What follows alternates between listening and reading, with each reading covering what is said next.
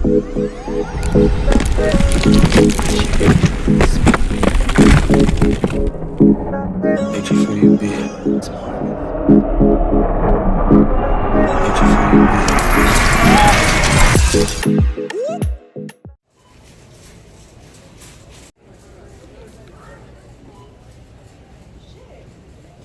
I'm in Target.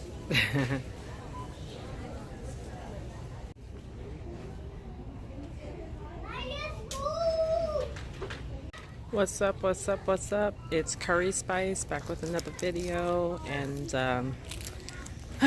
I have my off day today. It's Thursday, and it's right about that time where I should be going home, but I don't really feel like going home yet. But I do have some business to take care of when I get at home. It feels very liberating to be able to be your own boss, like extremely, because I have the flexibility to pick it up when I need it and then stop it when I need it. So I'm happy. But yeah, right now I think I might call an Uber. I did grab a little something to eat because I barely ate all day long, but yeah, I think I'm gonna go ahead and go home.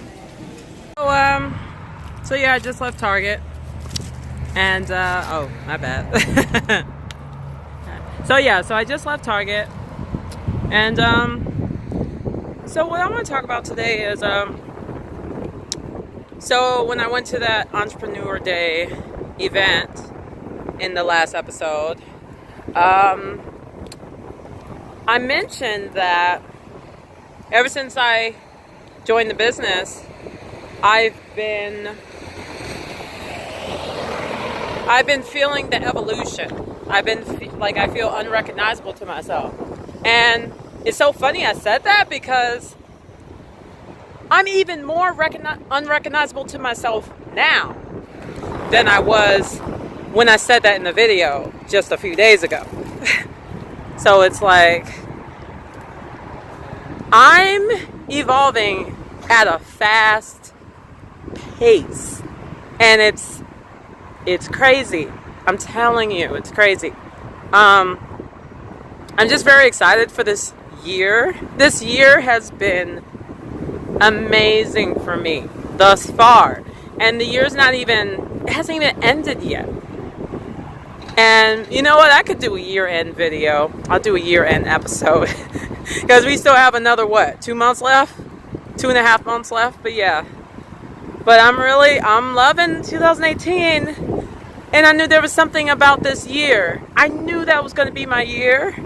I didn't know how, but I just knew, like deep down, that something deep was going to go down.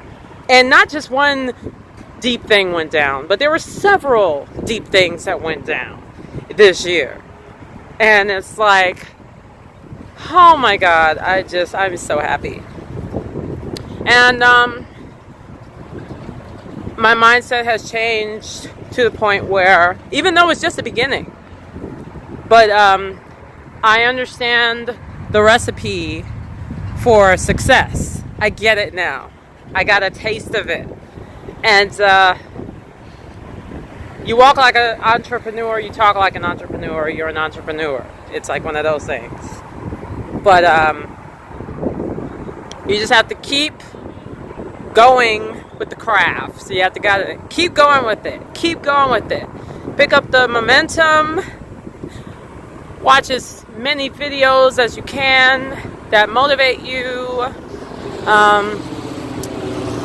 I don't really like watching Netflix anymore the way I used to. I might watch one episode of something, like maybe like a 45-minute episode of something, and then after that I go back to productivity. So I'm not much for Netflix the way I used to be. And I couldn't be much for Netflix before anyway, because I was always so busy with school and with work. And but now my load is freeing up, and I could go back to my writing I've freed up my time so I can go back to my writing, and I felt like I abandoned my writing when I took on my, I don't know if you want to call it a day job or what, but when I took on the caregiver job, that's what I'm referring to as my day job. When I took on the caregiver role, it's just very demanding. So by the time I was done with that, I didn't really have much time for anything else. So it just made me feel, I don't know, it made me feel exhausted. And then with that exhaustion came bitterness and resentment. I was resenting that, damn, this is all I'm living for. Because caregivers need to be nurtured too. You know, we all need to be nurtured and we all need to be cared for. So when you're doing all the caring and you're not getting nurtured, then it becomes a detriment to yourself. Because the caring and nurturing needs to be balanced. It needs to be reciprocal. So, and I didn't really, I mean, I knew that before, but I guess I couldn't truly understand that. Like, in order to be a nurturer, you have to be a caregiver as well, and vice versa.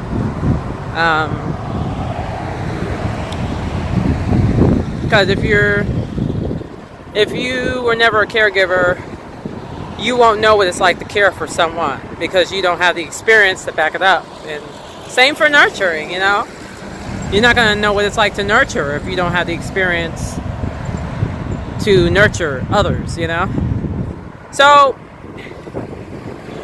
my caregiving job is very rewarding in its own way, but then it's also demanding and stressful, and there's other jobs that are stressful too, and that's just how it is. When you work for someone else, it's always going to be stressful, you know? But I didn't quite realize in my life that we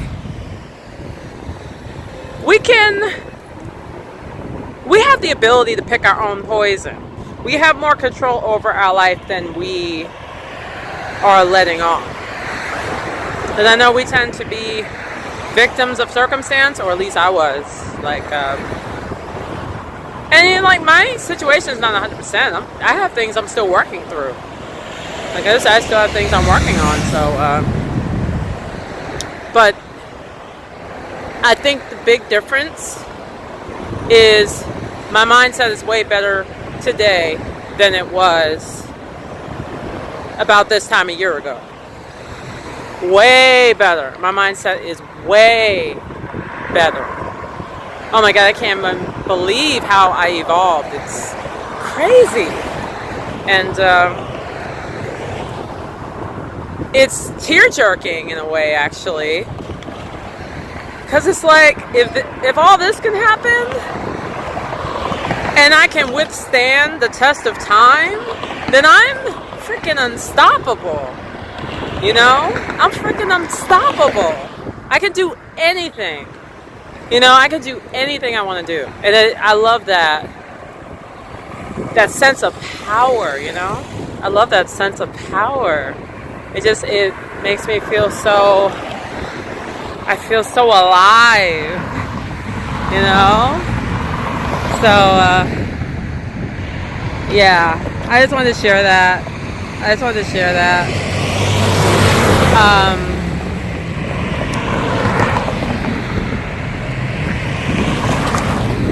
But yeah, I mean, the way I see circumstances are different now.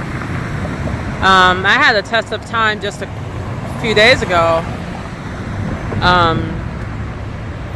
My husband got into a car accident, and he was uninjured, he was unharmed, he was the only one in the car, but he had no physical injuries. And I had to worry about that because that happened just right before work. I was actually still in bed when it happened, when he got into that car accident. But I needed to get up because I needed to go to work. And he was actually supposed to be my ride to work. But once that car accident happened, that changed things. So if that accident happened about a year ago, I would have been all, woe is me, and why is this happening? And my life is just ruined. And now, you know, my husband and I are doomed for failure, and you know, but I am very proud of the way I approached the accident. Very proud of the way I approached it. So I found out that he was okay, which was the most important part, not injured. Let me see if I can cross the street really quick. Hold on. Okay. Now I'm going crazy now. But yeah, so what I did was wanted to go check on him to see if he was okay, and he said he wasn't sure. He wasn't sure because well, he was physically okay. That was obvious. He was talking well. He was able to walk. Still had his ability to walk. So once I found out that he looked okay at the very least, he was shaken up mentally, but other than that, he was okay. So, and a light bulb hit in my head. It wasn't quite a light bulb. It was like, I realized, wait a minute, I still got to get to work. And he was supposed to be my ride to work. So now, I have no way to work. I have no way to get to work. And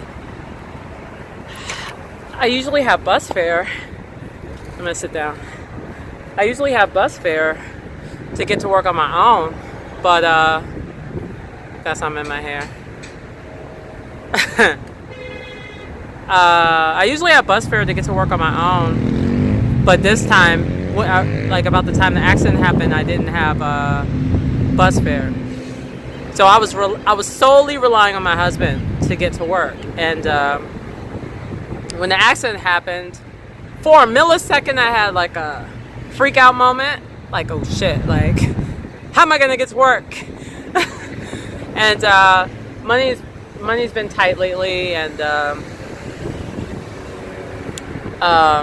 the only money that he had was in an account that I made for him, or that I set up for him, so he could, because he doesn't have his own bank account right now.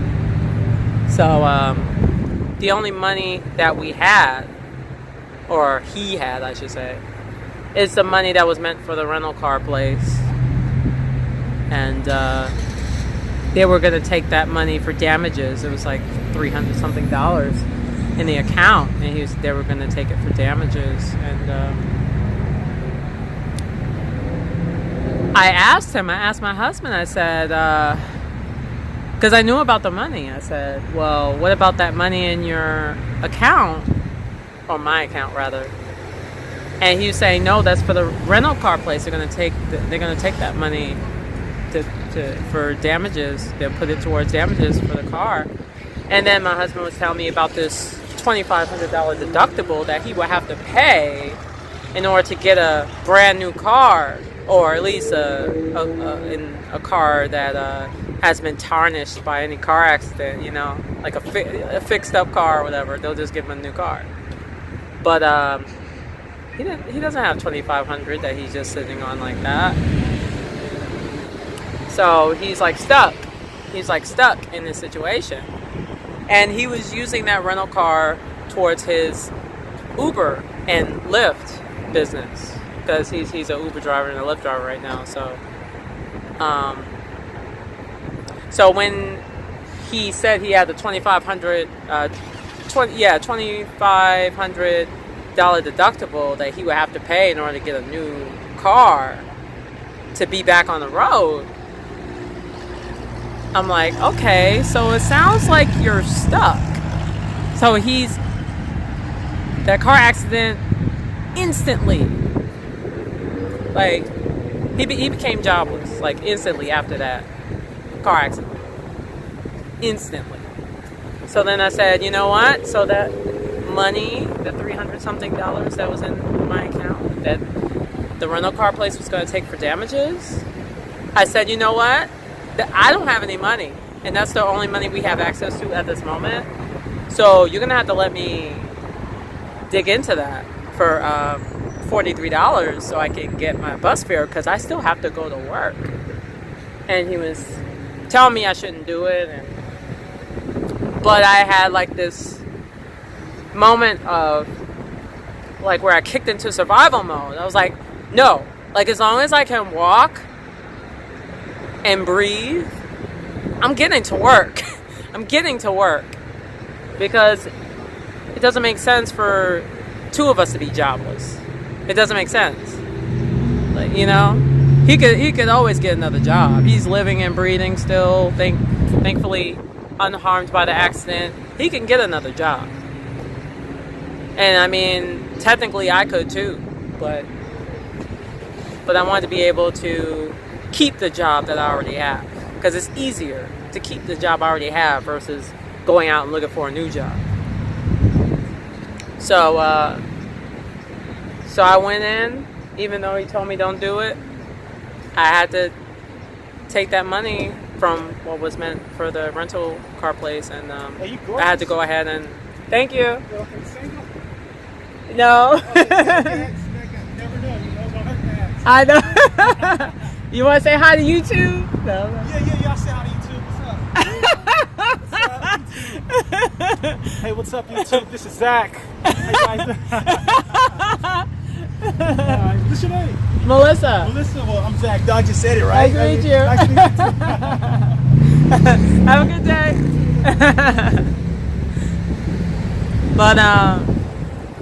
But yeah, so it's like, but yeah, I mean, I had to get into survival mode, you know what I'm saying? Like, the rental car place does not care. They do not care, you know, if I get to work on time or not.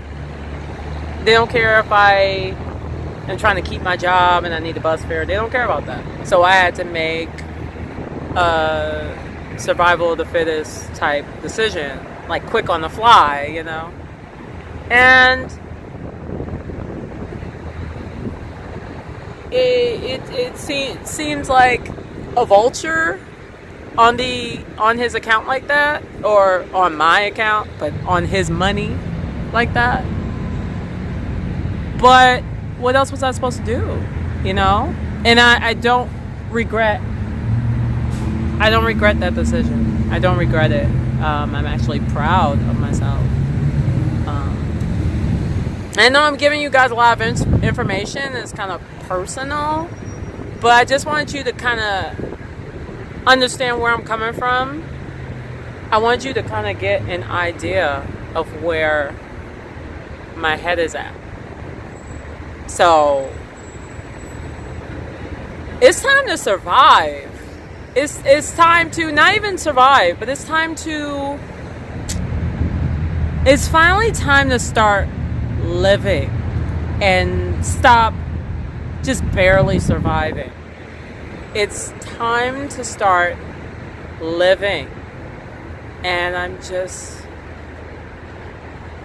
once I decided I was going to stop at nothing until all my dreams have been conquered and crushed, you know, then I became unstoppable. And I know how it feels now within me. I always wanted to be confident, but now it's like I've reached a new plateau of confidence that it's like so liberating, that it's inviting, but then it's kind of scary, but in a good way. It's like, what? Like, this coming from me? Like, really? So guys, I'm excited. I'm excited to see what's going to happen in the next few months. I'm actually excited to see what's going to happen next week. I'm excited to see what's going to happen tomorrow. You know, so So yeah, I just wanted to share that. I know this video went way over, but yeah. So I have more time to film now since I'm decided to take a break from school until I figure out what I want to do with that and approach this business head on, like no games, like just going for it. You know, just going for it, and then making new connections, and you know, I'm really excited. So, in the meanwhile, looking forward to spicing up your life one episode at a time with messy hair and all.